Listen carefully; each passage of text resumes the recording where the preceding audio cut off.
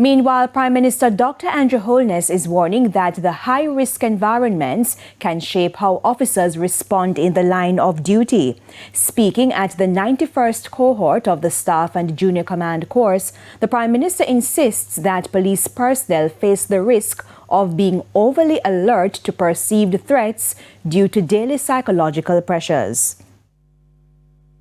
A police officer operating repeatedly in high-risk environment can become hypervigilant. That officer learns to scan every moment, every hand, every corner, every window, every vehicle, every shadow, and to perceive it as a threat.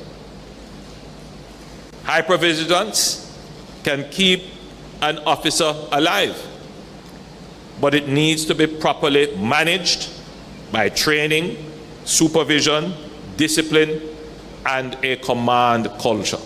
The Prime Minister stressed that while the reality of policing is dangerous, it cannot justify unlawful actions. He adds that the leadership should hold frontline personnel accountable for their actions. And